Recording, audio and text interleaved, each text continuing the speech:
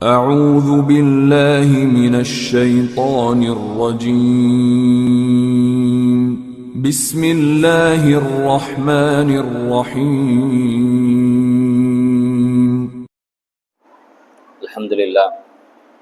الحمد لله رب العالمين والصلاة والسلام على سيدنا ونبينا ومولانا محمد وعلى آل سيدنا ونبينا ومولانا محمد وبارك وسلم عليه أما بعد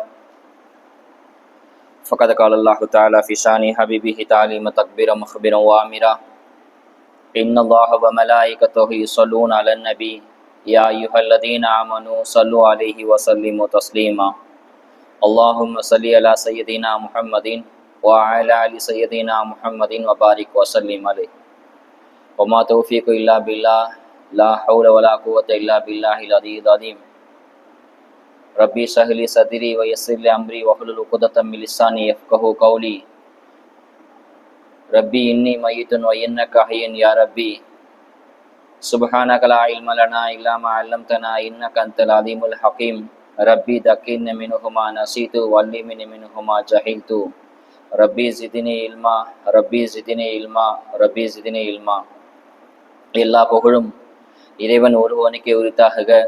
சலாத்தும் சலாமும் ஈருலக நாயகர் கண்மணி நாயகம் முஹம்மது முஸ்தபா ஸல்லல்லாஹு அலைஹி வஸல்லம் அவர்கள் மீதும் அவர்களை பின்பற்றி வாழ்ந்த உத்தம சத்திய சஹாபாக்கள் மேலும் தாபியன்கள் தபா தாபின்கள் நாதாக்கள் சுஹதாக்கள் வலிமார்கள் இமாம் பெருமக்கள் நல்லவர்கள் பெரியவர்கள் குறிப்பாக இந்த சிறப்பு மிகு விழாவில் கலந்து கொண்டிருக்கும் நம் அனைவரின் மீதும் அல்லாவின் அருளும் ரஹ்மத்தும் என்றும் குறைவில்லாமல் நின்று நிறைவட்டுமாக. ஆமீன். அல்ஹம்துலில்லாஹ். இந்த நல்லதொரு வேளையிலே நல்லதை கேட்பதற்கும் நல்லதை சொல்வதற்கும் தொடர்ந்து அது குறித்து நல்ல விஷயங்களை சிந்திப்பதற்கும் வருங்காலத்திலே அதன்படி செயலாற்றுவதற்கும் வல்லா அல்லாஹ் நம் அனைவருக்கும் தௌஃபீக் செய்வானாக.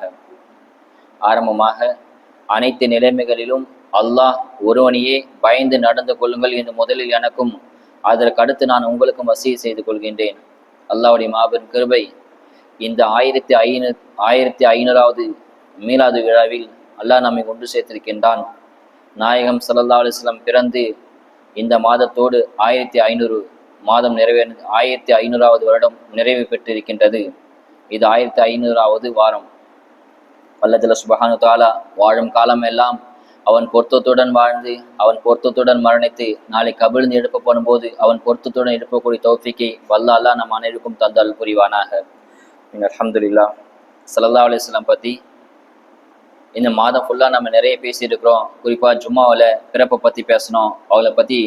அவளை எப்படி புகழ்வது கூடுமா கூடாதா என்ற சர்ச்சைக்கு அதுக்கு தகுந்த மாதிரி நம்ம நிறைய பேசியிருக்கிறோம். அந்த அடிப்படையில் இன்றைய மீலாது விழா பயானில் ஸல்லல்லாஹு அலைஹி வஸல்லம் அவங்கள பற்றி நம்ம ஒரு சில வார்த்தைகளை பேசலாம், நமக்கு பேசவும் கேட்கவும் நமக்கு வாய்ப்பு அளித்திருக்கின்றான். எல்லா நாட்களிலும் இந்த நாளில் மட்டும் கிடையாது, பொதுவாக எல்லா நாட்களும் ஸல்லல்லாஹு பற்றி பேசுகிறோம். ஸல்லல்லாஹு பற்றி பேசாத ஒரு நாளும் கிடையாது. ஒவ்வொரு பள்ளியிலும் பாங்கு சொல்லப்படுது. அந்த பாங்குல் மூலியமாக அஷ்ஹது அன்ன முஹம்மது ரசூலுல்லாஹ் ஸல்லல்லாஹு புகழ் பாடப்பட்டு கொண்டே தான் இருக்குது. ஸல்லல்லாஹு அலைஹி வஸல்லம் உலக அழிவு நாள் வரைக்கும் அவங்கள பற்றி பேசிகிட்டே தான் இருப்போம். பாங்கு எங்கெல்லாம் சொல்லப்படுதோ அங்கெல்லாம் ஸல்லல்லாஹு நினைவு கூறப்படுறாங்க. எங்கெல்லாம் ஒரு இஸ்லாமிக்கு குழந்தை பிறக்குதோ, குழந்தை பிறந்த உடனே கேட்கக்கூடிய முதல் வார்த்தை அல்லாஹு முஹம்மது தான். பாங்கு இக்காமத் தான் சொல்லப்படுது. அந்த பாங்குல அல்லாஹ்வுடைய பேரும் வருது, ஸல்லல்லாஹு அலைஹி பேரும் வருது.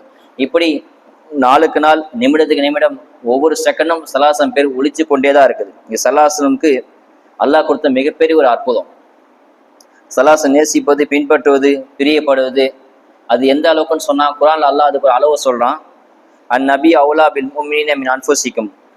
நாயகம் ஸல்லல்லாஹு அலைஹி அவங்கள உங்கள் உயிரை விட நீங்கள் அதிகமாக நேசிங்கன்னு சொல்லலை, நேசிக்க வேண்டும் என்பதாக அல்லாஹ் சொல்கிறான். அந்த அளவுக்கு ஸல்லல்லாஹு அலைஹி நேசிக்கிறோம். என்னோட இடத்துல சொல்கிறான் வஅஸ்வாஜுஹும் உம்மஹாத்துக்கும். ஸல்லல்லாஹு வஅஸ்வாஜு உம்மஹாத்துக்கும், ஸல்லல்லாஹு மனைவி உங்களுக்கு எல்லாரும் தாய் அந்தஸ்து அப்படின்னு சொல்கிறான். அதாவது ஸல்லல்லாஹு நமக்கு தந்தையோட அந்தஸ்துல இருக்காங்க. ஸல்லல்லாஹு மனைவி நமக்கு தாயின்னு சொன்னா ஸல்லல்லாஹு நமக்கு தந்தையோட அந்தஸ்துல இருக்காங்க என்பதாக அல்லாஹ் சொல்லி காட்டுறான். ஆக ஒவ்வொரு மூமினுக்கும் தந்தை யாருன்னு சொன்னா ஸல்லல்லாஹு ஆன்மீக தந்தை நமது நாயகம் ஸல்லல்லாஹு அவங்க தான். ஒரு மூமினை ஸல்லல்லாஹு எந்த அளவுக்கு நேசிக்கணும்னு சொன்னா ஒவ்வொரு முஸ்லீமுக்கும் 6 கடமை இருக்குது. ஸல்லல்லாஹு அலைஹி வஸல்லம் எப்படி நேசிக்கிறது, எப்படி பின்பற்றது, எப்படி செயல்படுதுன்னு பார்த்தோம்னு சொன்னா 6 கடமையை சொல்லுவாங்க. 6 கடமையே ஒவ்வொரு முஸ்லிமுக்கும் சலாசம் பின்பற்றுறது 6 கடமை. முதலாவது, முழுமையா சலாஸ் ஈமான் கொள்ளும். முழுமையா எந்த அளவுக்குன்னு சொன்னா, உங்களுடைய மனைவி, மக்கள், உடல், பொருள், செல்வம், தன் உயிரை விட அதிகமா சலாசம் நம்புவது, நேசிப்பது, இது முதல் கடமை. 2வது, ஏன்னு சொன்னா அபூ ஜஹல் இருக்கலாம், அபு லஹப், தப்பத் யதா அபி லஹப்னு சொல்லி சூரா ஓதுறோம் இல்லையா, அவங்க எல்லாருமே அல்லாஹ் அல்லாஹ் ஏத்துக்கிட்டாங்க, அல்லாஹ் இருக்கான்னு ஒத்துக்கிட்டாங்க. ஆனா சல்லல்லாஹு ஏத்துக்கல. அதனாலதான் அவங்கள அல்லாஹ் சபிச்சான். அந்த அடிப்படையில ஸல்லல்லாஹு அலைஹி வஸல்லம் ஏத்துக்கிறது, மூமின் கொள்றது ஒவ்வொரு ஈமான் கொள்வது ஒவ்வொரு முஸ்லிமும் கடமையா இருக்குது. 2வது, ஸல்லல்லாஹு அலைஹி வஸல்லம் கண்ணியம் தரணும்.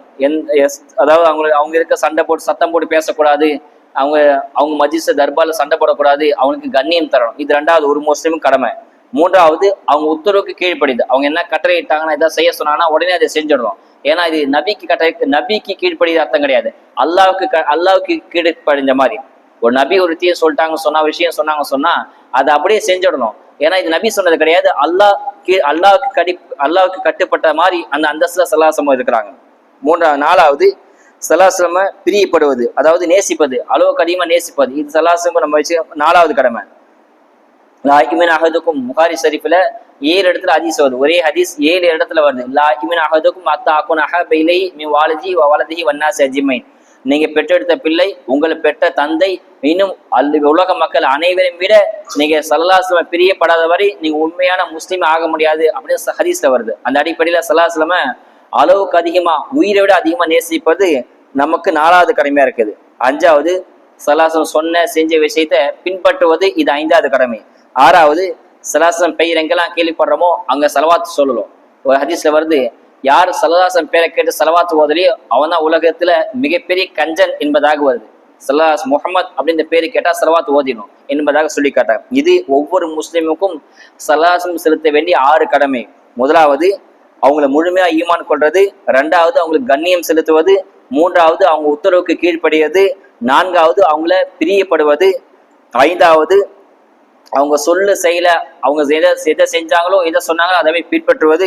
6வது, அவங்க பெயர் கேட்டா ஸலவாத் ஓதுது. இது அல்லாது 7வது ஒன்று சொல்லி காட்டுறாங்க, வாய்ப்பு இருந்தால், வசதி இருந்தால் ஸல்லல்லாஹு அலைஹி வஸல்லம் போய் ஜியாரத் செய்வது, மதீனா ஷரீஃபுக்கு போய் ஜியாரத் செய்வது என்பதாக உலமாக்கள் சொல்லி காட்டுறாங்க. ஸல்லல்லாஹு அலைஹி வஸல்லம் இப்படி நேசிப்பது, அதையும் அல்லாஹ் சொல்றான். குர்ஆன்ல 8 செய்தியை சொல்றான். 8 செய்தியை சொல்லிட்டு அந்த 8ஐயும் விட நீங்க நாயகத்தை பின்பற்ற வேண்டும் என்பதாக அல்லாஹ் சொல்லி காட்டுறான். குல் இன் கானத் ஆபாவுக்கும் அபனாக்கும் வயுகானக்கும், நீங்க பெற்றெடுத்த பிள்ளை, அல்லாஹ் 8 விஷயத்தை சொல்றான். அந்த 8 விஷயத்தை விட நீங்க ஸல்லல்லாஹு பின்பற்ற வேண்டும், நேசிக்க வேண்டும் என்பதை அல்லாஹ் சொல்றான். உங்கள் பெற்றோர்களை விட நீங்க நேசிக்கலாம். இன்னும் நீங்கள் பெற்றெடுத்த பிள்ளைகளை விட அதை விட நீங்க அதிகமா ஸல்லல்லாஹு நேசிக்க வேண்டும். 3வது, உங்கள் சகோதர சகோதரிகள், அவங்களை விட நேசிக்கலாம். நீங்களை கட்டி காப்பாற்றி கொண்டிருக்கின்ற உங்கள் மனைவியை விட நீங்க அதிகமா நேசிக்கிறோம். உங்கள் குடும்பத்தோட எல்லா உறுப்பினரை விட, தாயா இருக்கட்டும், மாமா, மச்சான், அண்ணன், தம்பி, அக்கா, எல்லா உறுப்பினரை விட நீங்க ஸல்லல்லாஹு அதிகமா நேசிக்கலாம். அதுக்கப்புறம் நீங்க சேர்த்து வச்சிருக்கிற காசு பணம், எங்கெல்லாம் சேர்த்து வச்சிருக்கீங்களோ காசு பணத்தை எவ்வளவு ஆசை வச்சிருக்கீங்களோ அதை விட அதிகமா ஸல்லல்லாஹு மேல ஆசை வைக்கலாம், பிரியம் வைக்கலாம் என்பதாக சொல்லி காட்டுறாங்க. இன்னும் நீங்கள் மதித்து நடக்கின்ற, உங்களுக்கு அதுதான் சோறு போடுது, அது இல்லைன்னா நான் இங்க இல்ல, அதுதான் எங்களை காப்பாத்துது நம்புறீங்களா வியாபாரம், அந்த வியாபாரத்தை விட நீங்க ஸல்லல்லாஹு அதிகமா நேசிக்க வேண்டும். கடைசி அல்லாஹ் சொல்லி காட்டுறான், உங்கள் வீடு, நீங்க பார்த்து செதுக்கி கட்டினீங்க இல்லையா வீடு, அந்த வீட்டை விட நீங்கள் இந்த 8 விஷயத்தை அல்லாஹ் சொல்லிட்டு சொல்றான், இந்த 8ஐயும் விட நீங்க கண்மணி நாயகம் ஸல்லல்லாஹு அலைஹி நீங்க அதிகமா பிரியப்படும் என்பதாக சொல்லி காட்டான். இன்னொன்னு சொல்லி இந்த 8ஐயும் சொல்லிட்டு சொல்றான் அல்லாஹ் தஆலா, அஹப்பு இலைக்கு மினல்லாஹி வ ரசூலிஹி, இந்த 8ஐயும் விட நீங்க அல்லாஹ்வையும் ரசூலையும் நேசிக்க வேண்டும் என்பதாக அல்லாஹ் சொல்லி காட்டுறான்.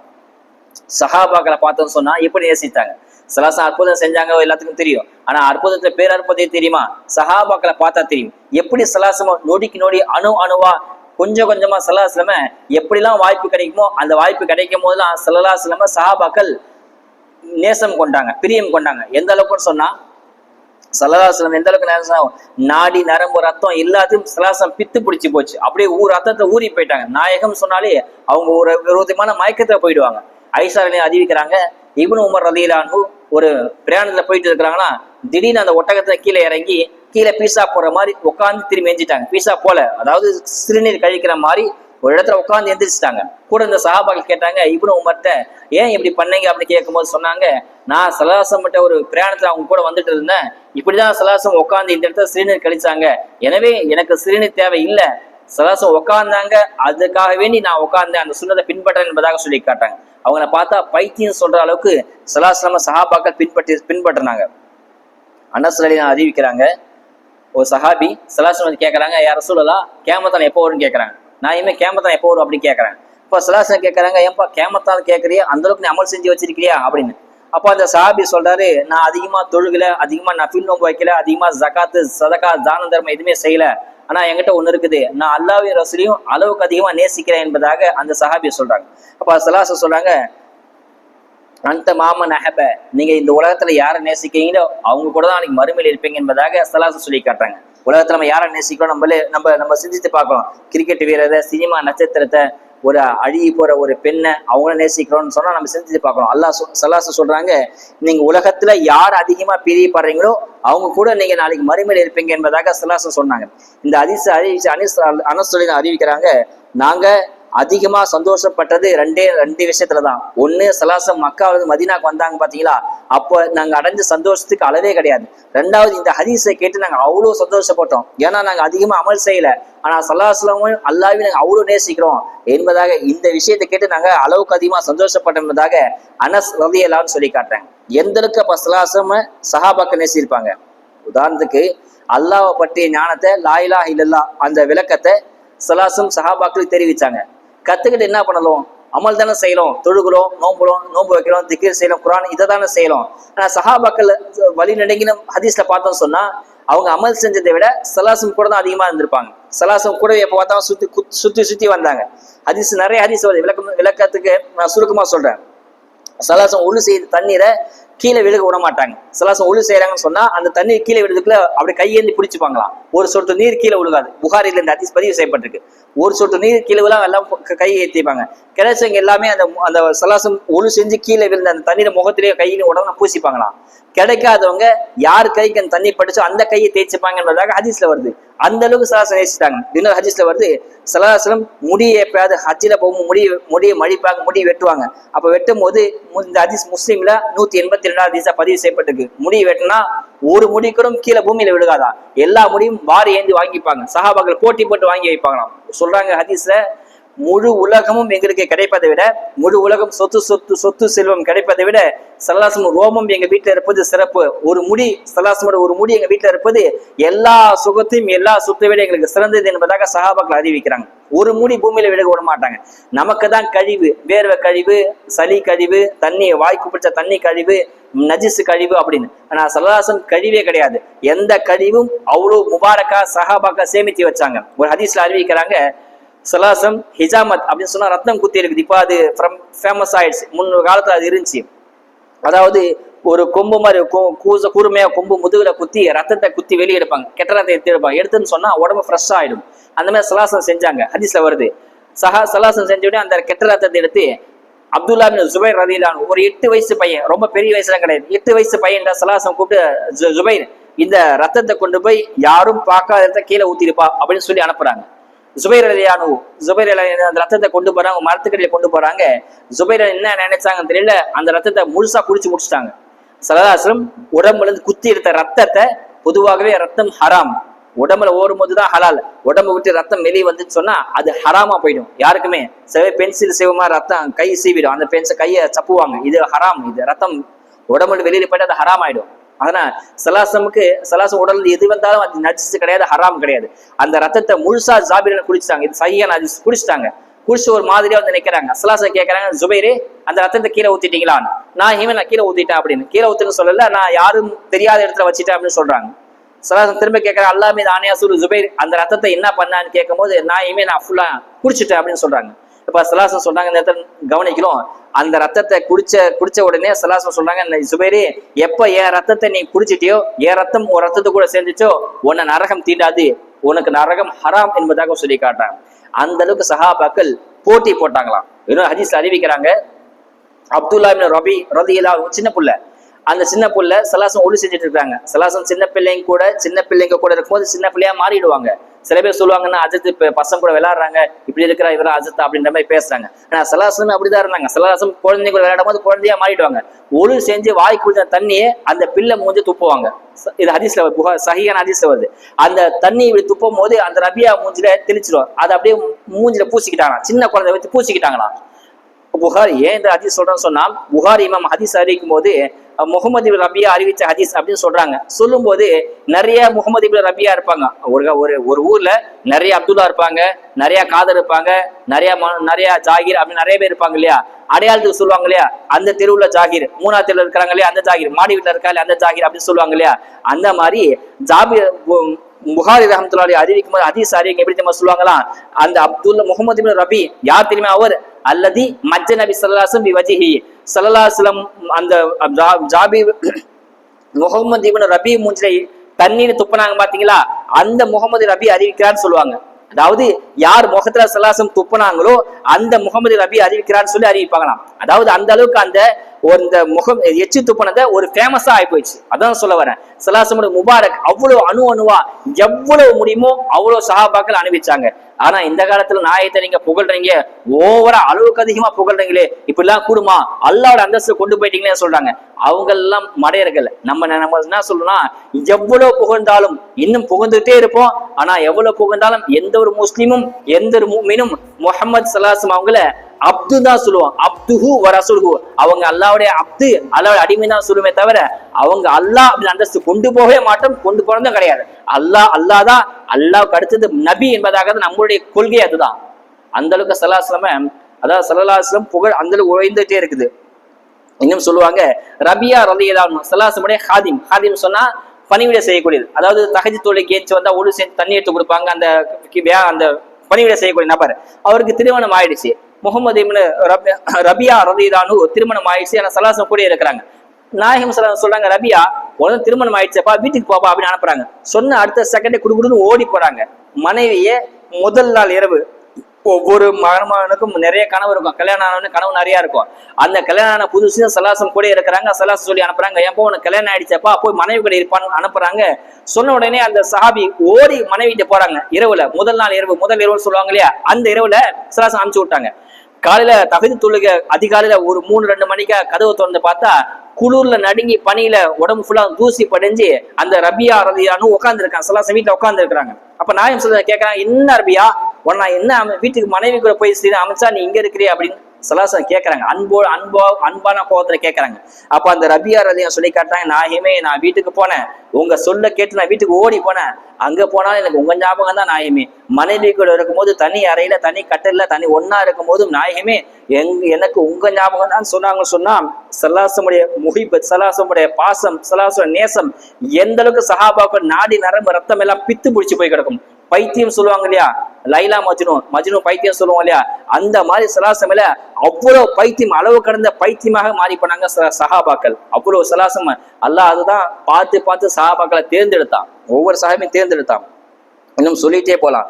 சஃப்வான் ரலியல்லாஹு அன்ஹு ஒரு தான் அழுகுறாங்க. ஏன்பா சஃப்வானே ஏன் அழுகுறீங்க அப்படின்னு கேட்கும்போது, நாயகமே நீங்க நாளைக்கு மறுமையில நீங்க சொர்க்கத்தை உயர்ந்த அந்தஸ்துல இருப்பீங்க, நபிமார் கூட இருப்பீங்க, என்னால உங்களை பார்க்க முடியுமா, இப்ப ஞாபகம் வந்தா ஓடி வந்து பாக்குறேன், பின்னாட்கள்ல மறுமையில உங்களை பார்க்க முடியுமா கேட்கும்போது சொல்றாங்க, யார் அல்லாஹ்வுக்கும் ரசூலுக்கும் வழிபடுகிறாங்களோ அவங்க நாளைக்கு மறுமையில நபிமாரோட நல்லோடு இருப்பாங்க என்பதாக அல்லாஹ் குர்ஆன்ல சொல்லி காட்டுறாங்க. இந்த ஆயத்தை ஓதி காட்டுறாங்க. ஆக இந்த அளவுக்கு ஸல்லல்லாஹு அலைஹி அவ்வளவு பாசம் வச்சிருந்தாங்க. பிலால் ரலியல்லாஹு அன்ஹு சக்ராத் ஹால்ல மரணிக்கும் போது மரண சக்கராத்துல படுத்து இருக்கிறாங்க. பிலாலுடைய மகள் அழுகுறாங்க, தேம்பி அழுகிறாங்க. தந்தை வஃபாத்தான அழுக செய்வாங்களா, அழுகுறாங்க. அப்போ பிலால் பிலால் என்ன சொல்றாங்க, மகளே அழுகாதமா, ஏமா அழுகிற, நான் உன் தந்தைக்கு எந்த கஷ்டமும் இல்லை, நான் முஹம்மதன் வாஸ்காபி கதன் தல்கி, நான் நாளைக்கு போய் என்னுடைய நாயகம் சலாசம் அவங்களையும் அவங்க தோழர்களும் பார்க்க போறேன்னு சொல்லி சந்தோஷமா மரணத்தை தழுறாங்க. பிலால் ரலியல்லாஹு அன்ஹு சொன்னா எந்த அளவுக்கு சலாசம் மேல பாசம் வச்சிருப்பாங்க. முஆவியா ரலியல்லாஹு அன்ஹு ஃபேமஸான சஹாபி முஆவியா ரலியல்லாஹு அன்ஹு, அவங்க சொல்றாங்க, நான் சலாசம் நகத்தை வெட்டுறாங்க, அந்த நகத்தை ஒரு பையில போட்டு சேமிச்சு வைக்கிறாங்க. அப்போ சொல்லி காட்டுறாங்க, நான் ஒரு வேளை மௌத்தா போயிட்டா என்னை அடக்கம் பண்ணும் போது என்னுடைய மூக்குத்து வார்த்தையும் கண்ணிலையும் சலாசமுடைய நகத்தை வச்சு என்னை அடக்கம் செய்யுங்க என்பதாக சொல்றாங்க. ஏன்னா சலாசம் கூட சேர்ந்த சலாசமோட சேர்ந்து யாரும் நரகத்துக்கு போக மாட்டாங்க. அந்த அடிப்படையில் சலாசமுடைய நகமும் என் உடம்புல வச்சு அடக்கம் செய்யுங்க என்பதாக முஆவியர் சொல்றாங்க. அதே மாதிரி முஆவியர் மௌத்தா போகும்போது அவங்க மூக்கு துவாரத்தையும் கண்ணிலையும் காதுலையும் அவங்களுடைய சலாசம் நகத்தை வச்சு அடக்கம் செய்யறாங்க. அந்த அளவுக்கு சலாசம் அவ்வளவு பாசம் வச்சுட்டாங்க. உகாஷா ரலியல்லாஹு ஒரு போர்ல வாழை கீழே விட்டுருவாங்க. அப்ப வாழை தேடிட்டு இருக்கும்போது சலாசம் கையில கதவு குச்சி எடுத்து இந்த குச்சை வச்சு போர் செய்யுங்க அப்படின்னு சொன்னாங்க. அந்த குச்சி வாளா மாறிச்சு. அந்த குச்சி தான் அது, ஆனா போர் செய்யும்போது எதிரி வாளா மாறிச்சு. அந்த குச்சை கடைசியும் கூட வச்சிருந்தாங்க. இந்த குச்சை என்ன அடக்கம் செய்யும் போது இந்த குச்சியோடு சேர்த்து அடக்கம் செய்யுங்க என்பதாக உக்காஷாரன்னு சொல்லி காட்டுறாங்க. அவ்வளவு பாசம், எவ்வளவு, அதாவது எப்பெல்லாம் டைம் கிடைக்குமோ எப்பெல்லாம் சந்தர்ப்பம் கிடைக்குமோ சலாசம் அவ்வளவு பாசம் காட்டி ஒவ்வொரு அணுவா சலாசம் ரசித்து வாழ்ந்தாங்க சஹாபாக்கள். அம்ர் இப்னு ஆஸ் மிகப்பெரிய சஹாபி, உலகத்தையே சொர்க்கத்தை சுப செய்த சஹாபால அம்ர் இப்னு ஆஸ் அவங்களும் ஒருத்தர். கடையில சபையில உட்கார்ந்துருந்தாங்க. அவங்கள்ட்ட கேட்டா அவங்க சொல்லுவாங்களாம், யாராவது என்கிட்ட சலாசம் எப்படி இருப்பான்னு கேட்டா என்ன கேட்காதீங்க. சலாசலம் முகம் எப்படி இருக்கும், கண்ணு எப்படி இருக்கும், காது எப்படி இருக்கும் என்கிட்ட கேட்டுறாதீங்க. ஏன்னா நான் இது வரைக்கும் சலாசம் நிமிர்ந்து பார்த்ததே கிடையாது என்பதாக சொல்றாங்க. அந்த அளவுக்கு சலாசம் பணிவா பவ்யமா சலாசம் முகம் நின்று நான் இது வரைக்கும் பார்த்தது கிடையாது. சலாசம் எப்படி இருப்பாங்க எனக்கு தெரியாது என்பதாக அம்ர் இப்னு ஆஸ் ரலியல்லாஹு சொல்லி காட்டுறாங்க. அந்த அளவுக்கு பாசம், எவ்வளவு நேசம். இன்னொரு சஹாபி சொல்றாங்க, எனக்கு ஒரு சலாசம் எப்படி இருப்பாங்க கேட்டா என்கிட்ட கேளுங்க, நான் உச்சம் தலையிலிருந்து உள்ளங்கால் வரைக்கும் அணுவா இஞ்சி பை இஞ்சா எப்படி இருப்பாங்கன்னு நான் சொல்லுவேன் என்பதாக ஒரு சஹாபி சொல்றாரு. இது ஒரு விதமான காதல் தான். நமக்கு பிடிச்ச ஆளை, பிடிச்ச நபரை, பிடிச்ச நடிகரை, பிடிச்ச ஒரு பெண்ணை எப்படி அணுவா ரசித்து கண் கொட்டாம பார்த்துட்டு இருக்கிறோமோ உலகத்துல, அதே மாதிரி சல்லல்லாஹு சஹாபாக்கள் கண் கொட்டாம அசையாம சாப்பிடாம உண்ணாம தூங்காம ஒவ்வொரு நொடியும் சல்லல்லாஹு பார்த்து சஹாபாக்கள் வளர்ந்தாங்க. இது ஒரு விதமான பாசம். ஏன் சல்லல்லாஹு இன்னும் நீங்க அதிகப்படியா சொன்னா நமக்கு தாகம் ஏற்பட்டா நம்ம தான் தண்ணி குடிப்போம். ஆனா அபூபக்கர் சித்திக் சொல்றாங்க, சவுர் கோகில ஹிஜ்ரத்துல சலாசம் அபூபக்கர் ரெண்டு பேருக்கு நிறைய பயங்கரமான தண்ணி தாகம் அடிச்சு. அப்ப சலாசம் தண்ணி குடிக்கிறாங்க. அபூபக்கர் சித்திக் அறிக்கிறாங்க, சரிவே நபி சலாசம் தண்ணி குடிச்சாங்க, அதை பார்த்து என் தாகம் தீர்ந்துச்சு என்பதாக சொல்றாங்க. அப்படின்னு சொன்னா எந்த அளவுக்கு காதல், எந்த அளவுக்கு நேசம் வச்சிருப்பாங்க. ஒரு நபர் தண்ணி குடிக்கிறத பார்த்து எனக்கு தாகம் தீர்ந்துச்சு சொன்னா எவ்வளவு பாசம் அபூபக்கர் சித்திக் சலாசம் வச்சிருப்பாங்க. ஸல்லல்லாஹு அலைஹி வஸல்லம் வஃபாத் ஆனதுக்கு அப்புறம் சலாசம் இல்லாத முதல் ஜுமா, மஸ்ஜித் நபி சலாசம் இல்லாத முதல் ஜுமா குத்துபால அபூபக்கர் சித்திக் ஏறுறாங்க. மெம்பர்ல ஏறி நிக்கிறாங்க. நின்றுகிட்ட சொல்றாங்க, ரசூல் இல்லாத முதல் ஜுமா. மெம்பர் படி நின்று சொல்றாங்க, இந்த இடத்துல நின்றுதான் சலாசம் சொன்னாங்க அப்படின்னு சொல்லி அழுக ஆரம்பிச்சிட்டாங்க. மெம்பர் படியில் நின்று இந்த இடத்துல நின்றுதான் முகமது சலாசம் சொன்னாங்க அப்படின்னு சொல்லிட்டு இருக்கும்போது தேம்பி அழுக ஆரம்பிச்சிட்டாங்க. திரும்ப ஃபர்ஸ்ட் இந்த இடத்துல இருந்தா சலாசம் சொன்னாங்க திரும்ப அழுக ஆரம்பிச்சிட்டாங்க. கடைசி வரைக்கும் அழுதுகிட்டே இருந்தாங்க. தவிர என்ன சொல்ல வந்தாங்க, என்ன சலாசம் சொன்னாங்க, அதை எப்படி அபூபக்கர் எத்தி வைக்க வந்தாங்க என்பதை கடைசி வரைக்கும் சொல்லல என்பதாக ஹதீஸ்ல வருது. அந்த அளவுக்கு சலாசம் முகமது பேரை கேட்டா அவ்வளவு அழுவாங்க ஸல்லல்லாஹு அலைஹி வஸல்லம். பிலால் ரலியல்லாஹு சலாசம் வஃபாத்தை கேட்டு இதுக்கு மேல நான் இங்க இருக்க முடியாது, நான் ஷாமுக்கு போறேன் என்பதாக அபூபக்கர் சித்திக் அனுமதி கேட்கறாங்க. ஏன்னா சலாசனுக்கு அப்புறம் அமீர் முஃமினீன் அபூபக்கர் பதவி வைக்கிறாங்க. அபூபக்கர்ட்ட போய் கேட்கறாங்க, என்ன இங்கிருந்து விட்டுடுங்க, சலாசம் இல்லாத மதீனால நான் வாழ விரும்பல, என்னை விட்டுடுங்கன்னு சொல்லி பர்மிஷன் கேட்கறாங்க. அபூபக்கர் நீங்க போக கூடாது, இங்கே தான் இருக்கணும்னு சொல்ல பிலால் ரலியல்லாஹு சொல்லி காட்டுறாங்க, அல்லாஹ்வுக்கு வேண்டி கேட்கறேன், என்ன நீங்க விட்டுடுங்க என்பதாக சொல்லும் போது அவங்க அனுமதி தராங்க. ஷாமுக்கு போறாங்க. பிலால் ரலியல்லாஹு மதீனால சலாசம் இல்லாத மதீனால இருக்க விரும்பாம ஷாமுக்கு போயிட்டாங்க. ஷாமுல பல மாசம் இருக்கிறாங்க. அங்கேயே கல்யாணம் பண்ணி அங்கேயே தனி குடும்பத்தை நடத்தி இருக்கிறாங்க. சில நாட்கள் கழிச்சு சலாசம் பிலாலுடைய கனவுல வந்துட்டாங்க.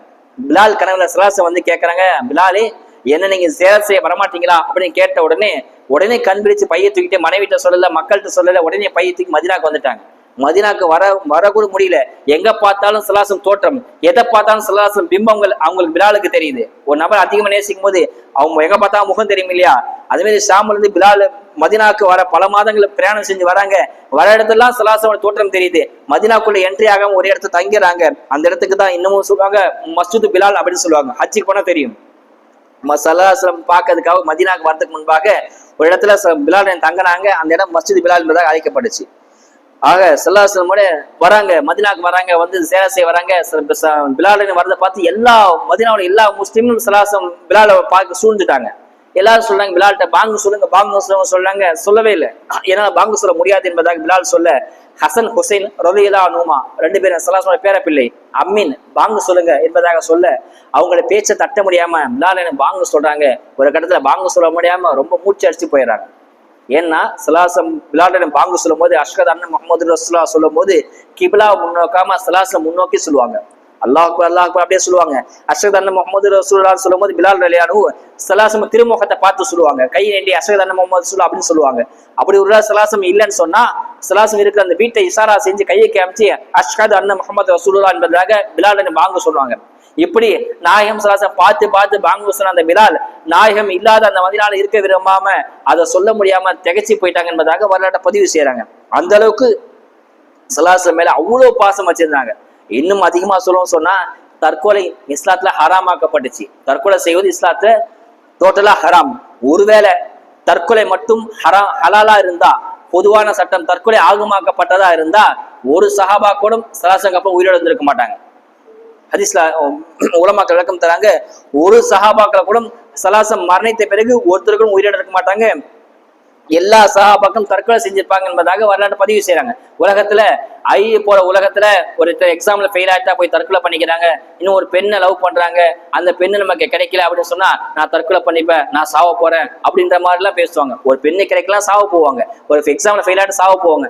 தற்கொலை இஸ்லாத்துல ஹராம். எந்த அளவுக்குன்னு சொன்னா யார் ஒருத்தர் தற்கொலை பண்றாங்களோ, உதாரணத்துக்கு ஒரு கத்தியை வச்சு உடலை குத்தி தற்கொலை பண்ணிக்கிறாங்க சொன்னா நாளைக்கு கியாமத் நாள்ல அவரை எழுப்பி அதே அந்த கத்தியை கொடுத்து அவர் குத்தி அதாவது கத்தியை எடுத்து குத்துவாரு, உடல்லாம் வெளியே வந்து மௌத்தா போவாங்க. திரும்ப கத்தி உடல் சரியாகவும் திரும்ப கத்தி கொடுப்பாங்க. விஷம் குடிச்சு மௌத்தா போனா கேம நாள் வரைக்கும் விஷம் அதே மாதிரி விஷம் குடிப்பாங்க, துடிச்சு மௌத்தா போவாங்க. திரும்ப எல்லாம் உயிர் கொடுப்பான், திரும்ப விஷம் கொடுப்பாங்க. ஒருத்தர் மலையிலிருந்து குதிச்சு மௌத்தா போனா அதே மாதிரி மலையிலிருந்து எல்லாம் குதிக்க வைப்பான். குதிச்ச உடனே உடல்லாம் சுக்குநூற செதறி போயிடும். திரும்ப உடல்லாம் திரும்ப ஒண்ணு சேரும், திரும்ப மலைந்து எல்லாம் குதிக்க வைப்பான். இப்படி திரும்ப திரும்ப திரும்ப அந்த அதாபை கொடுத்துட்டே இருப்பான். முட்டாள்தனமாக நீ முடிவு எடுத்துடாதீங்க. தற்கொலை பண்ணிப்பேன் ஈஸியா அசால்ட்டா சொல்லி நான் தற்கொலை பண்ணிக்க போறேன், நான் சாவப்பேன்னு சொல்லி ஒரே வார்த்தை சொல்லிடலாம் நீங்க. ஆனா அப்படி மட்டும் நீங்க தற்கொலை பண்ணிக்கிட்டீங்க சொன்னா கடைசி வரைக்கும் கேமரா எப்போ வரும் தெரியாது. அந்த நாள் வரைக்கும் நீங்கள் அதாப் செய்யப்பட்டு கொண்டே இருப்பீங்க. ஏன்னா நீங்க கொடுத்த அல்லாஹ் கொடுத்த கண்ணு காது மூக்கு வாழ்க்கை சொத்து செல்வம் எல்லாம் உங்க திறமையில வந்தது கிடையாது. எல்லாம் அல்லாஹ் கொடுத்தது. அல்லாஹ் கொடுத்த கண்ணு, அல்லாஹ் கொடுத்த கை, சில இதெல்லாம் உங்களுக்கு அமானிதமா தான் அல்லாஹ் கொடுத்திருக்கான தவிர இது உங்களுக்கு கிடையாது. நீங்க நாளைக்கு மௌத்தா போகும்போது இதே உடலோட திரும்ப போகணும். நீங்க மௌத்தா நீங்க உடலை சந்திச்சுட்டு கையை அறுத்துக்கிட்டு காலை அறுத்துக்கிட்டு மலையிலிருந்து குச்சி விஷம் குடிச்சு தற்கொலை பண்ணி ஃபேன்ல தூக்கு மாடி செத்து மௌத்தா போயிட்டீங்கன்னு சொன்னா இது அல்லாஹ் கொடுத்த அமானிதத்தை நீங்க பாடுபடுறதுக்காக வேண்டி நீங்க ஹராம் நரகத்துக்கு தான் போவீங்க என்பதாக ஹதீஸ்ல வருது. அந்த அடிப்படையில் தற்கொலை முழுக்க முழுக்க ஹராம். ஒருவேளை அப்படி ஆக்கமாக்கப்பட்டிருந்தால் சஹாபாக்கள் எல்லாருமே தற்கொலை பண்ணிப்பாங்க என்பதாக உலமாக்கள் விளக்கம் தராங்க. ஆக அல்லாஹ் சுப்ஹானஹு வ தஆலா அவ்வளவு பாசம் சஹாபாக்கள் வச்சிருந்தாங்க. ஏன் சஹாபாக்களை பத்தி பேசுறீங்க? சஹாபாக்கள் மட்டுமா பாசம் வச்சிருந்தாங்க? கல்லு, மரம், மட்டை, விலங்கு எல்லாமே சலாசமல பாசம் வச்சிருந்தாங்க. இந்த காலத்துல சலாசமோட பாசம் அன்பு முகிமை நமக்கு தெரியாம போச்சு. நாளடையில அதாவது அவங்கதான் விஷமித்தனத்தை பரவிட்டே இருக்காங்க. வாட்ஸ்அப்ல ட்விட்டர்ல இப்படி போட்டே இருக்காங்க. சலாசம் அளவுக்கு அதிகமா நேசிக்கிறீங்க, அவ்வளவு புகழ்றீங்க, இதெல்லாம் கூடாது புகழ்ச்சி கூடாதுன்னு சொல்லி நயவஞ்சங்கள் அப்படி சொல்லி நமக்கு சலாசம் அந்தஸ்து விளங்காமலே போச்சு. நாயத்தை அவரு நம்ம மாதிரி மனுஷன் தானே அப்படின்ற மாதிரி ஆகி போச்சு. இது எவ்வளவு பெரிய வழிகெடு தெரியுமா? அவங்களும் கெடுத்து நம்மளையும் வழி கெடுத்துட்டாங்களாம். பஸ்ல என்ன சொல்லியிருக்கிறேன், பஸ்ல 2 பேர் பிரயாணம் செஞ்சு போனாங்களாம். அந்த பஸ்ல கவர்மெண்ட் பஸ்ல திருக்குறள் எழுதி திருவள்ளுவர் போட்டோ ஓட்டிருந்துச்சு. ஒரு திருக்குறள் ஏதாவது அகர முக எழுத்தெல்லாம் ஆதிபகன் முகற்றை உலகு அல்லது கற்க கசலை கற்பவை கற்ற பின்னு கதற்கதாக ஏதாவது திருக்குறள் எழுதி அதை பக்கத்துல திருவள்ளுவர் போட்டோ உட்காந்து வச்சிருப்பாங்க. பார்த்துருப்பீங்களா? திருவள்ளுவர் ஒண்ணு மேல முடிகிற மாதிரி ஒரு துண்டை போட்டு உட்காந்துருப்பாரு. அப்ப பஸ்ல போறவங்க கேட்டான், அவன் ஏன்பா இது யாரு போட்டோ இது அப்படின்னு கேட்டான். அவன் மழைக்கு போய் பள்ளிக்கூடம் ஒதுக்கி இருக்க மாட்டான் பழகுது. அவன் சொன்னானா நமக்கு தெரிஞ்ச சொன்னா அசிங்கமா போயிடும் இல்லையா, யார் போட்டோ அப்படின்னு கேட்கறான். பக்கத்துல உட்காந்து சீட்ல பக்கத்துல உட்காந்து சொல்றானா இதுதான் பஸ்ஸோட ஓனர் அப்படின்ட்டான். அது ஆக்சுவலி திருவள்ளுவர், அது இவனுக்கு தெரிஞ்ச சொன்னா அசிங்கமா பண்ண ஃப்ரெண்டு, அதனால இது பஸ்ஸோட ஓனர்ப்பா அப்படின்ட்டான். அப்படியா பஸ்ஸோட ஓனரா? இந்த இவ்வளோ இத்தாத்தண்டி பஸ்ஸுக்கு ஓனரா இருக்கான், ஏன் இப்படி துண்டு போட்டு இப்படி பரதேசமே இருக்கான் அப்படின்னு திரும்ப கேட்கறான். திரும்ப இவன் சொல்றானா பஸ் நஷ்டத்துல போதான் அதான் இப்படி பரதேசமே இருக்கான் அப்படின்னு சொல்லிட்டானா. அது சமாளிக்கிறதுக்கு அந்த மாதிரி இவங்களுக்கு ஒண்ணுமே தெரியாது. தெரிஞ்சா கூட நாயகத்தை புகழாதீங்க, சலாசம் வரம்பு மீறி புகழாதீங்க, அழிவு தேடிதாங்க, சலாசம் அல்லாவோட அந்தஸ்து கொண்டு போய் சொல்லி சலாசம் நம்ம மாதிரி மனுஷன் தான் அப்படின்னு நிலைக்கு நம்ம ஆகி போயிட்டோம். அவ்வளவு பெரிய எவ்வளவு பெரிய வழிகள் தெரியுமா? நான் சலாசம் புகழாமல் சலாசம் இல்லாமல் உலகமே கிடையாது. விலங்குகள் எவ்வளவு பாசம் வந்து தெரியுமா? சலாசலம் கஸ்வா அப்படின்ற ஒட்டகத்தை தான் பிரயாணம் செய்வாங்க. அதுதான் ஹஜ்ஜிக்கு போனாங்க. அந்த ஒட்டகத்தை உட்காந்து ஹஜ்ஜத்து கடைசி இறுதி பேரு நடத்துனாங்க. வரலாற்றுல கஸ்வான்னு ஒரு வரலாற்று சரித்திரமே இருக்குது. கஸ்வா ஒட்டகத்தை பத்தி ஒரு மிகப்பெரிய டாபிக்கே இருக்குது. அவ்வளவு ஒட்டகத்தை அவ்வளவு சிறப்பு. எப்பவுமே அந்த கஸ்வா ஒட்டகத்தை சலாசம் போவாங்க வருவாங்க. ஒரு தடவை ஒரு திருட அந்த கஸ்வா ஒட்டகத்தையும் இன்னும் சில ஒட்டகத்தையும் சில அடிமை பெண்ணும் திருடிட்டு போயிட்டான். திருட்டு போயிட்டு நைட்டு அந்த பெண்ணு ஒரு அடிமை பெண்ணும் சில ஒட்டகத்தையும் திருடி போயிட்டான் ஒரு திருடன். அதுல அந்த கஸ்வா ஒட்டகம் ஒண்ணு, சலாசம் ஒட்டகத்து பேர் கஸ்வம் திருடி போயிட்டான்.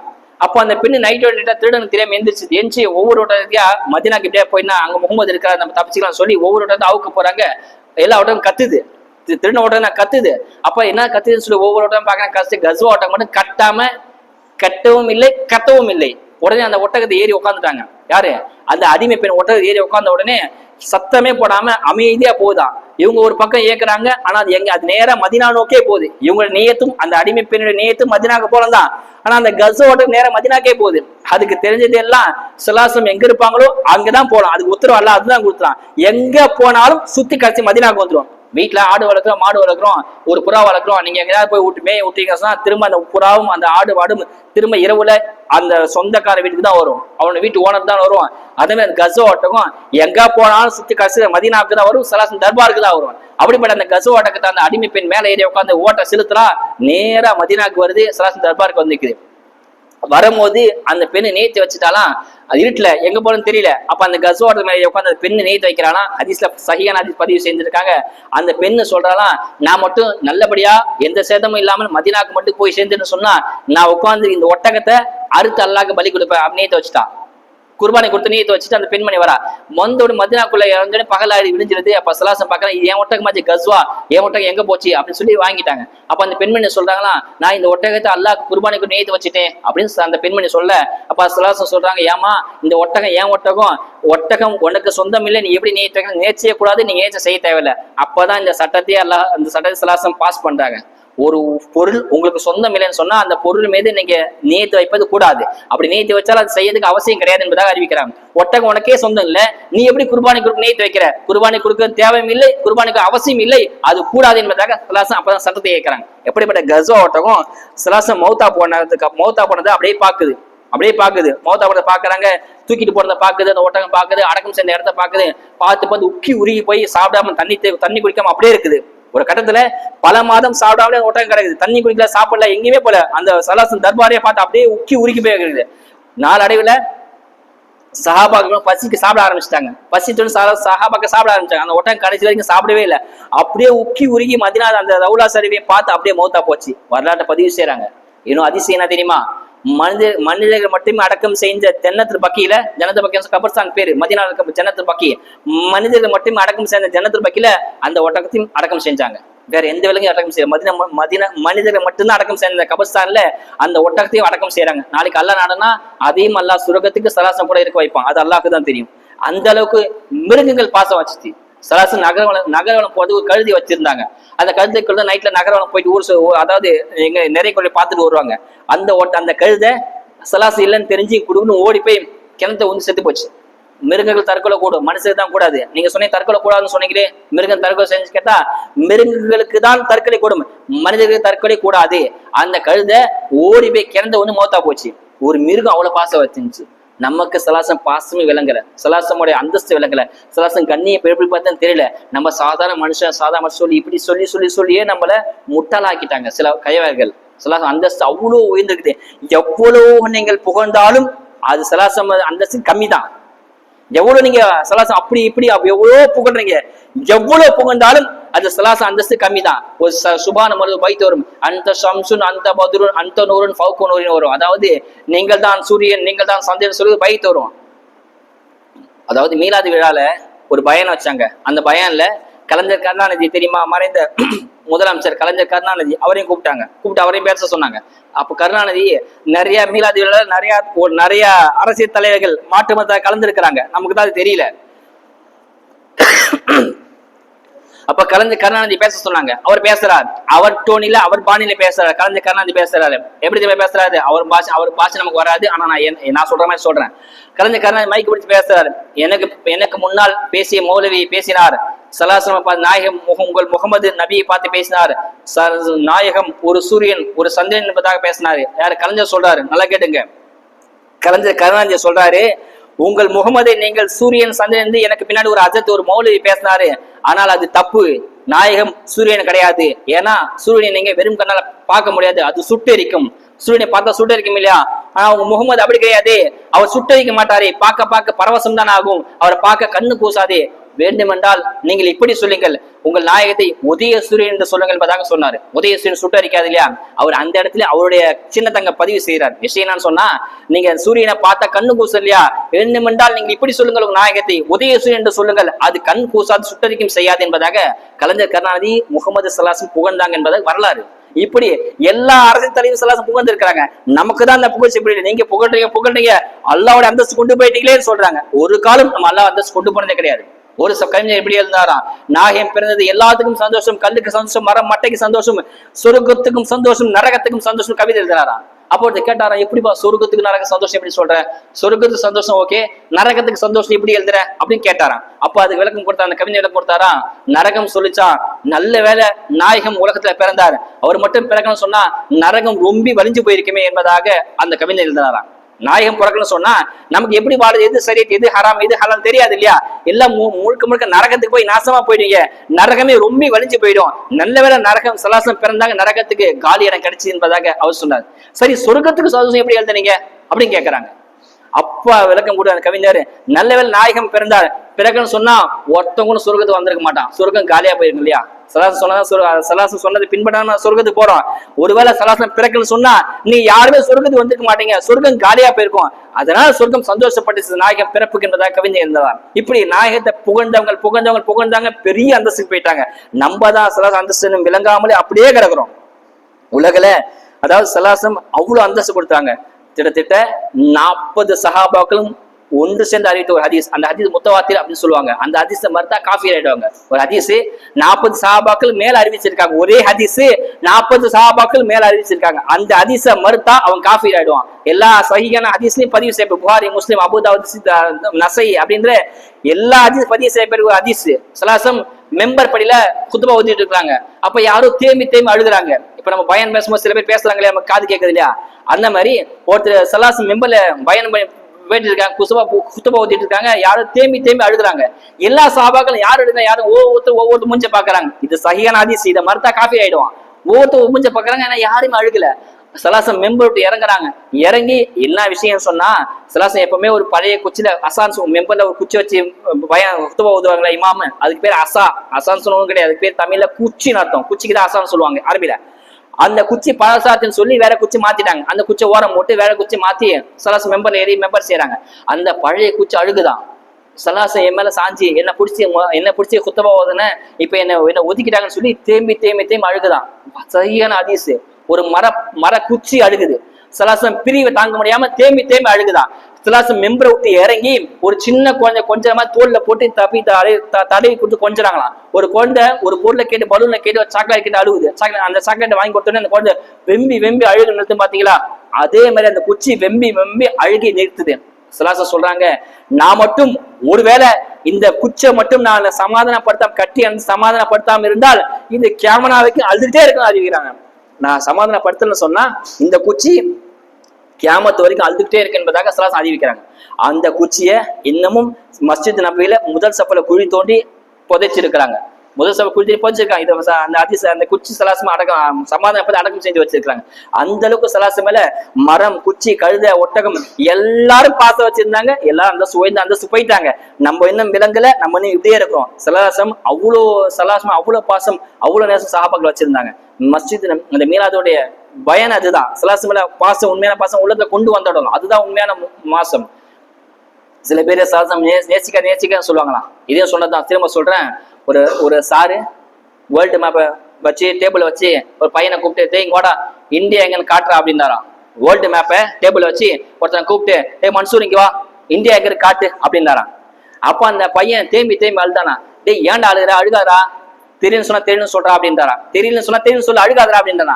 அப்ப அந்த பையன் சொன்னா, என் உயிரே போனா இந்தியா காட்டி கொடுக்க மாட்டா அப்படின்னானா. அந்த மாதிரிதான் இவங்க சலாசலம் புகழக்கூடாது, இதுதான் நேரான வழி, ஹிதாயத்து தான், சுன்னத் ஜமாத் அக்கீதா தான் புகழக்கூடாதுன்னு சொல்லி இவங்களுக்கும் இந்தியாவில் எப்படி பாச வைக்கணும்னு தெரியல, இந்தியா காட்டி கொடுக்கூடாதுன்னு சொல்லி இப்படிதான் வழிகட்ட போறாங்க. அல்லாஹ் சுப்ஹானஹு வ தஆலா நேரான வழி நம்ம காட்டியிருக்கலாம். நேரான வழி சலாசம் புகழ் தான் நேரான வழி. சலாசம் புகழ்ச்சி இல்லாமல் ஒரு காலம் நீங்க முன்னேற முடியாது. சலாசம் உலகில யார் நேசிச்சாலும் அதுல ஏதாவது ஒரு காரணம் இருக்கும். இந்த காரணத்துக்காக தான் நேசிப்போம். பின்னால உதவுவாரு, இவன் நம்ம தந்தை, இவன் நம்ம காசு கொடுப்பாரு, நம்ம வீடு கட்டுவார், ஏதாவது உதவான்னு சொல்லிதான் யாராவது நேசிப்போம். ஒரு காரணம் இருக்கும். காரணம் யாரும் நேசிக்க மாட்டோம். இந்த மாதிரி. ஆனா சல்லாசமுடைய பாசம் எல்லாம் உயிரை விட, மகளை விட, மகனை விட, தாயை விட, தந்தை விட சல்லாசம் நேசிக்கணும். அதுதான் உண்மையான பாசம். புகாரில ஒரே ஹதீஸ் 9 இடத்துல வருது. ஏற்கனவே சொல்லிட்டேன், தாயை விட, உயிரை விட, மகனை விட, மக்களை விட நீங்க நாயத்தை நேசிக்காதவரை உண்மையான முஸ்லீமே ஆக முடியாததாக புகாரில ஹதீஸ் வந்திருக்கு. அதாவது பிரியம் இருக்கு இல்லையா, பிரியம் 3 வகைப்படும். ஒருத்தர் இப்ப உலகத்துல பிரியப்படுறாங்கன்னு சொன்னா 3 வகைக்காக தான் பிரியப்படுவாங்க. ஒண்ணு இயற்கையா இருக்கும், ஒண்ணு இயற்கை சார்ந்த பிரியம். உதாரணமாக தாயை பிரிப்படுறது, தந்தையை பிரிப்படுறது, மகளை பிரிப்படுறது. இது இயற்கையான பிரியம். நம்ம யார் சொல்லித்தர, இவரு உங்க அம்மாடா, அம்மாவை நேசிட, அம்மாவை பிரியப்படுறான், உன் பிள்ளைட பிள்ளை மேல பாச வைடான்னு சொல்லி கொடுக்கிற அவசியம் கிடையாது. இயற்கையாவே அந்த பிரியம் உங்க மனசுல, உங்க உள்ளத்தை ஊறி போயிடும். இயற்கையா நீங்க தாயை நேசிப்பீங்க, பிள்ளையை நேசிப்பீங்க, மனைவி நேசிப்பீங்க, தந்தை நேசிப்பீங்க. இது இயற்கையான பாசம். இது முதல் வகை பாசம். 2வது வகை அறிவு சார்ந்த பாசம். அதாவது அறிவு சார்ந்த, அதாவது இவர் நமக்கு தேவைப்படுவார் அப்படின்றதுக்காக நேசிப்போம். உதாரணம் சொல்றேன் ஒவ்வொன்றுத்துக்கும். உதாரணத்துக்கு, நான் உங்களுக்கு சுகர் அதிகமா போச்சு, டாக்டரை போனா கட்டை வந்து வெட்டி எடுத்துருவார். ஒரு கட்டி வச்சு அந்த கட்டி ஊசி போட்டு வெட்டி எடுத்துருவார். இவர் நம்மளுக்கு ஊசி போட்டுறாரு அப்படின்னு நம்ம டாக்டர் விருப்பமா? விருக்க மாட்டோம். ஏன்னா அந்த ஊசி போட்டாதான் உங்க உடம்பு சரியாகும். அதனாலதான் ஊசி போட்டாருன்னு அந்த டாக்டர் மேல பாசம் வரும். டாக்டர் வந்தா நல்லா இருக்கிறேன், நான் டாக்டர் நல்லா இருக்கேன், டாக்டர் உங்களால தான் டாக்டர் நான் நல்லா இருக்கிறேன், உயிரோடு இருக்கு அப்படின்னு சொல்லுவோம் இல்லையா. இந்த பாசம் அறிவு சார்ந்த பாசம். இது 2வது வகை. 3வது பாசம் இருக்கு, ஈமானிய பாசம். அதாவது நபிமாரை நேசிக்கிறோம், நல்லவரை நேசிக்கிறோம், குரானை நேசிக்கிறோம், இதெல்லாம் காபாவை, இதெல்லாம் ஈமானிய சார்ந்த பாசம். இந்த 3 பாசம் சலாசம் மேல வரணும். இதுதான் முஸ்லிமோட அடையாளம். இயற்கையாகவும் பாசம் வரலும், அறிவு சார்ந்த பாசம் வரலும், ஈமானிய பாசம் வரலும். இதுதான் உண்மையான பாசம். அபூ ஹுரைரா கேட்கறாங்கன்னா, அபூ ஹுரைரா இஸ்லாமுக்கு வந்துட்டாங்க, தாய் இஸ்லாம் ஆகல. அப்ப கேட்கறாங்கன்னா, உங்களுக்கு தாய் வேணுமா அல்லது முகமது சலாசம் வேணுமான்னு கேட்கும் போது, நான் தாயை விட சலாசம் தான் தேர்ந்தெடுப்பேன் என்பதாக சொன்னாங்க. பின்னாட்களை தாய் ஈமான் கொண்டுட்டாங்க, அது வேற விஷயம். ஆனா கேட்கும் போது எனக்கு தாய் முக்கியம் இல்ல, எனக்கு சலாசம் தான் முக்கியம் சொன்னாங்க அபூ ஹுரைரா ரலியல்லாஹு அன்ஹு. அந்த அளவுக்கு சலாசம் மேல பாசம் வச்சிருந்தாங்க. சலாசம் இப்படி ஒவ்வொருத்தரும் இந்த பாசம் 3 வகை. இப்படி பாசம் இப்படி வரும். ஆக இது 3 வகையான பாசம். அதே மாதிரி ஒருத்தர் நேசிக்கிறோம், ஒருத்தர் அன்பு வைக்கணும்னு சொன்னா அதுக்கு 4 காரணம் இருக்கும். 4 காரணத்துக்காக ஒருத்தர் நேசிப்போம். 1வது வகை, அவர் அழகா இருப்பார், அதெல்லாம் நேசிப்போம். ரொம்ப அழகா இருக்கா, அதெல்லாம் நேசிக்கிறீங்க. அதெல்லாம் ஒரு பெண்ணு மேல ஆசைப்படுறது, ரொம்ப அழகா இருக்கா, அவ கியூட்டா இருக்கா, அவ ஸ்மைல் நல்லா இருக்கு, அவ பேச்சு நல்லா இருக்கு அப்படின்னு சொல்லி ஒரு அற்ப பெண்ணுக்கு மேல ஆசைப்படுறது இந்த காரணத்துக்காக தான். அழகா இருக்காதான் பாசம். யாருன்னு, ஏதாவது ஒரு பையன் அசிங்கமான பொண்ணை, அருவருப்பான பொண்ணை, தூங்கிய பல்லு விளக்காத பொண்ணை, முடி அசிங்கமா இருக்க பொண்ணை எவனா நேசிப்பானா? நேசிக்க மாட்டான். ஏன்னா அவன் அசிங்கமா இருக்கிறான் அப்படின்னு. ஒரு அழகான பொண்ணை தான் ஒரு ஆண் நேசிக்கிறான், ஒரு அழகான ஆண் தான் பெண் நேசிக்கிறான். இது அழகுக்காகவே நேசிப்பாங்க. 2வது நல்ல கேரக்டருங்க, எதை கேட்டா கொடுத்துருவாங்க, அன்பா பேசுவாங்க, கோவப்பட மாட்டாங்க, அப்படி நேசிப்பாங்க. இது 2வது வகை. 3வது வகை இருக்குது, ஏதாவது உபகாரம் செஞ்சுப்பாங்க. எனக்கு கஷ்டத்துல எவனுமே கை கொடுக்கல, அவர் தான் கை கொடுத்தாருன்னு சொல்லி அது நேசிப்போம். இது 3வது வகை. 4வது வகை, அவர் சொந்தக்காரனா இருப்பாரு, மாமனா இருப்பான், மச்சானா இருப்பான், அதாவது அந்த உறவுக்காக நேசிப்போம். அல்லாவோட ஏற்பாடு என்ன தெரியுமா? 4த்துக்கும் சொந்தம் சலாசம். சலாசம் அழகுல பேர் போனவங்க. எவ்வளவு அழகு தெரியுமா சலாசம். ஆயிஷா சொல்லி காட்டவங்களாம், நாயகமே நான் 14ஆம் நிலவை பார்த்தேன், அதாவது நான் வானத்துல பௌர்ணமி நிலவை பார்த்தேன், உங்களையும் பார்த்தேன். பௌர்ணமி நிலை விட நாயகமே நீங்க தான் பேரழகு பெட்டக என்பதாக சொன்னாங்க. இன்னும் சொல்றாங்க ஆயிஷா நாயகமே யூசுப் நபியை பார்த்து, யூசுப் நபி ரொம்ப அழகா, எந்த அளவுக்கு ஆண் அழகுன்னு சொல்லுவாங்க. யூசுப் நபி ஒரு தர்பார்ல கிராஸ் பண்ணிட்டாங்க. அப்ப கிராஸ் பண்ணும்போது கன்னி பெண்கள் நிறைய பேர் உட்காந்துருக்காங்க. அவங்க கையில ஒரு கையில ஆப்பிளும் ஒரு கையில கத்தி கொடுத்து யூசுப் நபி கிராஸ் பண்ணும்போது அந்த வழி கடத்தும் போது ஆப்பிள் அறுக்க சொல்லி கட்டளையிட்டாங்க. அப்போ அந்த அழகுல கத்தியை பார்த்து அறுக்கும் போது யூசுப் நபி வந்த உடனே அந்த அழகை பார்த்து கத்தி அறுக்காம கை அறுத்துக்கிட்டாங்க. எல்லா கன்னி பெண்கள் கை அறுத்துக்கிட்டாங்க. அவங்க கை அறுத்தது கூட அந்த வேதனை வலி தெரியலையா, அந்த அளவுக்கு அழகு யூசுப்பான். அப்ப ஆயிஷா சொல்றாங்க, நாயகமே இந்த இடத்துல யூசுப் பதிலா நீங்க இருந்தால் அந்த கன்னி பெண்கள் கை அறுத்துக்க மாட்டாங்க, கழுத்து அறுத்திருப்பாங்க நாயகமே. அந்த அளவுக்கு பேரழகு பெட்டக என்பதாக சொல்லி காட்டுறாங்க. நான் இரவுல ஊசி தேர்னேன், ஊசி கீழே வந்துருச்சு, ஊசி துணி தைக்க ஊசி தேர்னேன். அப்ப சலாசம் உள்ள வந்த உடனே அந்த வெளிச்சத்துல ஊசியை கண்டுபிடிச்சா சொல்றாங்க. அதுதான் சொல்றாங்க, அதாவது அந்த வெளிச்சத்துல நான் ஊசி இருட்டுல அந்த ஊசியை கண்டுபிடிச்சேன் சொல்றாங்க. அவ்வளவு அழகு, அவ்வளவு பேரழகு சலாசம். 2வது குணம். அந்த குணத்துக்கு நம்ம அளவே கிடையாது, அவ்வளவு குணம் சல்லாஹம். குரான் சலாசம் குணம் குரான் மாதிரி இருந்துச்சு என்பதாக ஹதீஸ்ல வருது. ஆக குணமும் சலாசம் கிட்ட இருக்குது, அழகு இருக்குது. உபகாரம், பேருபகார சலாசம். அவங்க இல்லைன்னு சொன்னா நம்ம யாருமே கிடையாது, எல்லாத்துக்கும் உபகாரி சலாசம் தான். இதுவும் இருக்காங்க. 4வது உறவு முறை, தந்தை அந்தஸ்து சலாசம் இருக்கிறாங்க. ஆக இப்படி எல்லாம் 4ம் சேர்ந்துதான் சலாசம். ஆக இது சலாசம் அதிகமா நேசிப்பதுக்கு இந்த 4 காரணமும் நமக்கு ரொம்ப அவசியமா இருக்குது. ஆக அல்லாஹ் சுப்ஹானஹு வ தஆலா ஒரு அருமையான ஒரு வாய்ப்பு கொடுத்துருக்கான். மீலாது நபி கடைசியா ஒரு பாயிண்ட சொல்லி முடிச்சுக்கிறேன். சலாசம் ஏன் இப்படி புகழ்த்தோம், ஏன் இந்த மீலாது விழா அப்படின்றதுக்காக ஒரே ஒரு பாயிண்ட். சலாசலம் உமர் அலி ஆட்சி காலம், உமர் அலி மஸ்ஜித் நபியில இருக்கிறாங்க. அப்ப ஒரு நபர் வராரு. அந்த நபர் வந்த உடனே உமர் அலி இறங்கி ஓடி போய் அவர் கண்ணியம் செஞ்சு அவர் வர வச்சு அவர் தொழுது முடிச்சு கண்ணியமா பணிவை அனுப்புறாங்களாம். அப்போ கூட இந்த சஹாபாக்கெல்லாம் கேட்கறாங்க, உமரே இவருக்கே இவ்வளவு அந்தஸ்து அப்படின்னு கேட்கறாங்களாம். இவர் சலாசம் இருக்கும்போது சலாசம் ஹயாத் காஃபிரா இருந்தாரு.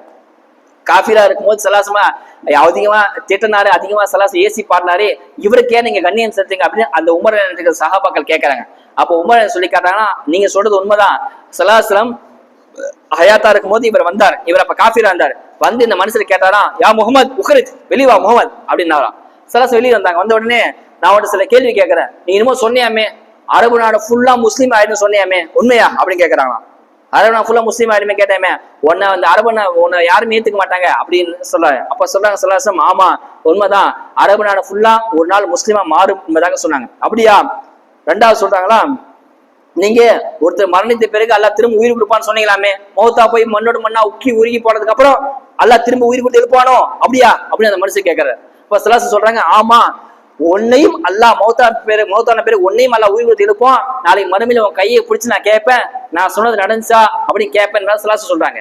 எல்லாரும் மண்ணோட மண்ணா மக்கி உயிரை மௌத்தா போயிடுவாங்க, திரும்ப உயிர் கொடுப்பாங்களே அப்படின்னு அந்த நம்பர் கேட்கும் போது சலாசம் சொல்றாங்க, ஆமா உண்மைதான், மண்ணோட மண்ணா மக்கி போனாலும் தீயில் எரிஞ்சு போனாலும் கடலை குச்சி எப்படி மௌத்தா போனாலும் அல்லாஹ் திரும்ப உயிர் கொடுத்து எழுப்புவான், உன்னையும் நாளைக்கு மறுபடியும் அல்லாஹ் உயிர் கொடுத்து எழுப்புவான், எழுப்பும் போது உன் கையை பிடிச்சு நான் கேட்பேன், நான் சொன்னது நடந்துச்சான்னு கேட்பேன் சொல்றாங்க. திரும்ப மூணாவதா கேட்கறாங்கன்னா, பாரசீகம் ரோமு யமன் நாடு எல்லாம் வெற்றி கொள்ளப்படும் சொன்னியாமே, உன் சஹாபாக்களுக்கு உன் தோழருக்கு ரொட்டி தவிர காஞ்ச ரொட்டியே கிடைக்கல, நீ இப்படி சொன்னியாமே அப்படின்னு கேட்கறாங்க. சலாஸ் சொன்னாங்க, ஆமா ரோம் வெற்றி கொள்ளப்படும், பாரசீகம் எல்லாமே வெற்றி கொள்ளப்படும் எழுதி என்பதை சலாஸ் சொன்னாங்க. இது நடந்து முடிச்சு சலாசம் வஃபாத்தா போயிட்டாங்க. நீண்ட காலம் ஆச்சு, அந்த மனுஷன் வயசாகி போயிட்டாரு. அப்ப நினைச்சு பாக்குறா, ஒரு நாள் நினைச்சு பாக்குறாருன்னா சலாசம் சொன்ன மாதிரி டோட்டலா முழு அரபும் இஸ்லாம் ஆச்சு சொன்னாங்க இல்லையா, எல்லாமே இஸ்லாம் ஆயிட்டாங்க. ரோமு பாரசீகம் சாம் எல்லாம் வெற்றி கொள்ளப்பட்டுச்சு. அப்ப அந்த மனுஷன் நினைக்கிறாரா, நாயகம் கேட்ட 3 கேள்வி 2 கேள்வி நடந்து போச்சு, 3வது நடந்துருமோ, நாளைக்கு மண்ணோட மண்ணா உக்கி 3 போன பேருக்கு எல்லாம் திரும்ப உயிர் கொடுத்து இருப்பான், இதுவும் நடந்துருமோ அப்படின்னு சொல்லி ஈமான் கொண்டுட்டாரு. இப்ப என்ன விஷயம் சொன்னா, ஈமான் கொண்டு போய் உமரனை பார்க்க வராங்க. ஏன் உமருக்கு மரியாதை கொடுத்தாங்க சொன்னா சொல்றாங்க, உமருடைய அனுபவ அல்லாஹ் தஆலா சலாசம் சஹபத்துல இருந்த எல்லாருக்கும் அல்ல சொர்க்கத்தை கொடுப்பான், நாளைக்கு மறுமையில அந்த மனுஷரை கேட்ட கேள்விக்கு சலாசம் சொன்னாங்க இல்லையா, நாளைக்கு மறுமையில உன்னை எழுப்புவான், எழுப்பின பிறகு உன் கையை பிடிச்சு நான் நினைச்சா கேட்பான்னு சொன்னாங்க இல்லையா. எப்போ சலாசம் கை அந்த மனிதனோட கையில பட்டுச்சு அவர் சொர்க்கவாதி, எனவே நான் கண்ணியம் செலுத்துறேன், அவர் சொர்க்கத்துக்கு போவாரு, எனவே நான் சொர்க்கம் உமரன் சொல்லி காட்டாங்க. அதுக்குதான் இந்த மீலாதுலா, நம்ம எப்படியாவது சலாசம் கையை பிடிச்சி நம்ம எப்படியாவது சொர்க்கத்துக்கு போயிடும், அதுதான் மீலாது நோக்கம், இந்த பயண நோக்கம் அதுதான். எப்படியாவது சலாசம் புகழ் சலாசம் பத்தி பேசி சலாசம் பத்தி கேட்டு நாயகத்துடைய அந்தஸ்தை புரிஞ்சு நாயகத்துல முகப்பை நம்ம உள்ளத்துல விதிச்சு எப்படியாவது நாயகத்துல கையை பிடிச்சு சொர்க்கத்துக்கு போயிடும். இதுதான் விழா. அல்லாஹ் சுப்ஹானஹு வ தஆலா சலாசம் உண்மையான பாசம் வைத்து அதை விளங்கி நடக்க தௌஃபீக் வல்லா வணங்கி தந்தருள் புரிவானாக. அஸ்ஸலாமு அலைக்கும் வரஹ்மத்துல்லாஹி வபரகாத்துஹு.